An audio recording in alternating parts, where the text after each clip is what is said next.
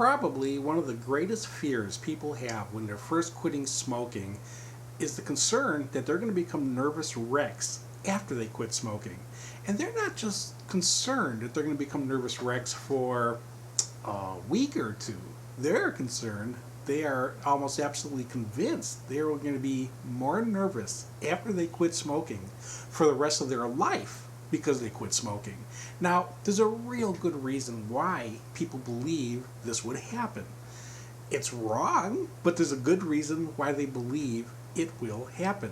If you ask most smokers what happens to their stress level, if they're really upset by a situation, something going wrong at work or at home, someone really ticks them off or some situation ticks them off, what happens to their feeling, their level of stress if they take a cigarette? Now, you ask that question to most people who currently smoke. In fact, if you ask that question to most people who used to smoke, like, hey, when they were under stress, when they were smoking, what happened? How did they feel after they took the cigarette? Well, most current smokers and many ex-smokers will tell you if they took a cigarette while under stress, they would calm down as soon as they took that cigarette. Now, this is not a psychological reaction. This is a true physiological property of nicotine. You give a smoker cigarettes when they're under stress, they will calm down in a relatively short time period. You would think then by default, if this isn't psychological, if this is a true physical property of nicotine, you would think, well, of course if a person quits smoking, they're going to be more nervous the rest of their life. Because look, you're getting rid of a drug that was capable of calming them down. In a sense, though, it's amazing, because both statements are accurate. If you give a smoker cigarettes when they're under stress, they will become calmer. At the same time, if they quit smoking, if a person stops smoking and then encounters stress later after they quit, I'm not talking about the first week or two, but later in their life after they quit smoking, they will in all likelihood be calmer after they quit smoking than they ever were while they were smoking. Well, how could both of those statements be true? How could getting rid of the drug that's calming you down make you become a calmer person? You have to understand the mechanism of how cigarettes calm you down. As I said, it was not psychological. It was a true physical property of nicotine. But to understand the mechanism behind it will give that answer of how come it calmed them down, and at the same time how by quitting smoking they can become calmer. Nicotine is a drug. The trick with nicotine is to keep the level constant. You have to be very careful with nicotine of not hitting extremes, either having too much in you or too little in you. If you have too much in you, you're poisoned. You feel terrible. If you have too little in you, you're in drug withdrawal. Your body is in a constant balancing act of trying to get enough nicotine in so you're not in withdrawal, but not get too much in so that you're poisoned. Now, nicotine doesn't stay in the body very long. It has a normal half-life in the brain of 20 or 30 minutes. Any activity that took 20 or 30 minutes would get tied into smoking, because as soon as you go 20 or 30 minutes into the routine, your nicotine level would drop, so you would now have to smoke in that interval. So now certain activities get tied into smoking.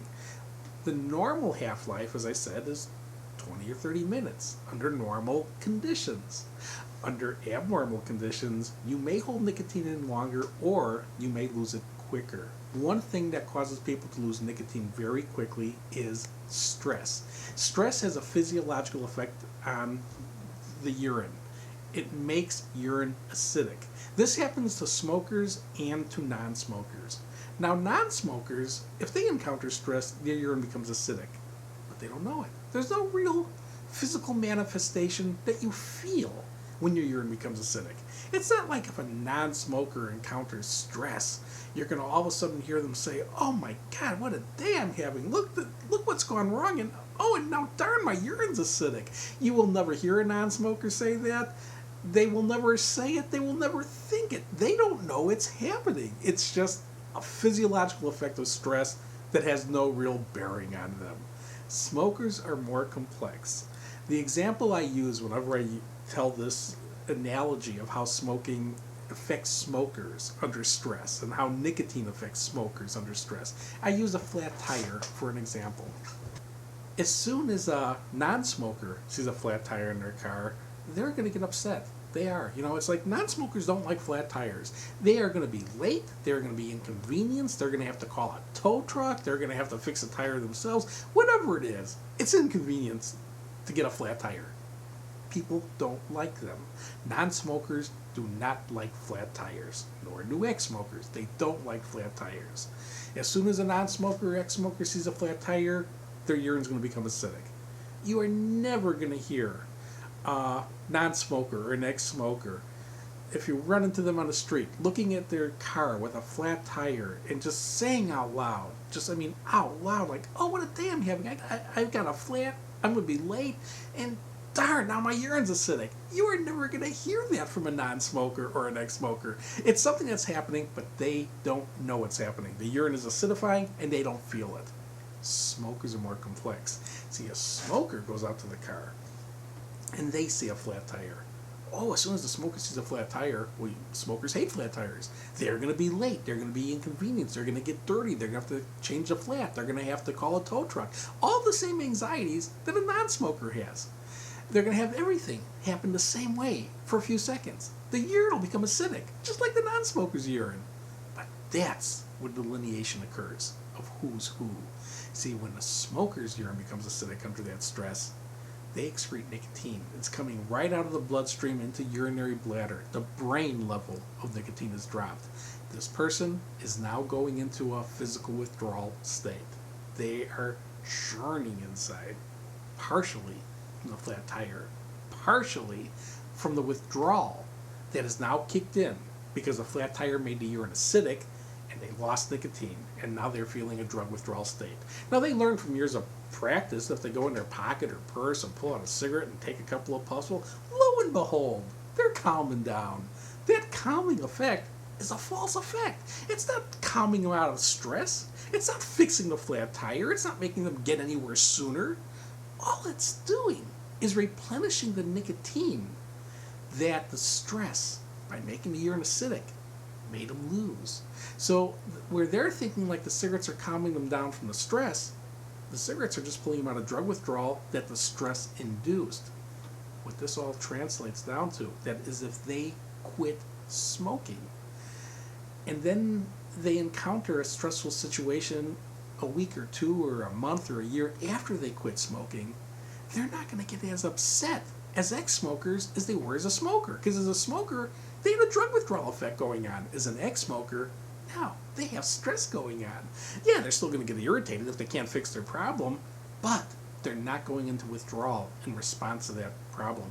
Given equivalent stress, they'll be calmer than when they were smokers. Now, I'm not saying if a person quits smoking and then 2 weeks or a year later they see a flat tire, it's never going to be that an ex-smoker is going to look at a flat tire and go, oh boy, flat tire, but I don't smoke. No, they're still going to hate the flat, but they're not going into withdrawal because of it.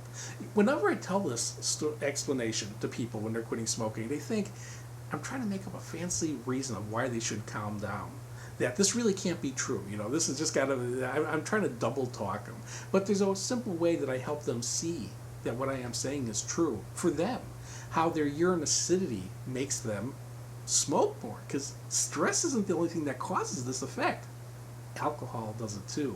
And that's where if you ask people what happens to their smoking when they drink, well, they smoke more. You ask them how much more? Oh, they smoke a lot more.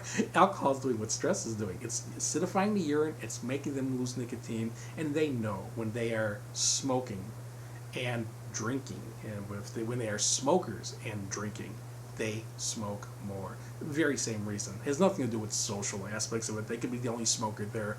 They have to smoke more or they're facing withdrawal. The fear that people have that when they're first quitting that they're going to be nervous wrecks, it's based, again, on a totally false premise that they will be more nervous when they quit smoking. Now, yeah, the week you're quitting smoking, you're nervous. Hey, the week you're thinking about quitting smoking, you're nervous about it. But the nervous feeling that you have, the anxiety that you have that you're going to be nervous for the rest of your life, more so after you quit, it's based on a false premise. It's based on the fact that you believe cigarettes were calming you under stress, and they weren't. They were pulling you out of withdrawal under stress. This is a withdrawal that you will never face again. When you're not under stress and when you are under stress, you will never face nicotine withdrawal again once you quit, as long as you continue to stick with your personal commitment to never take another puff.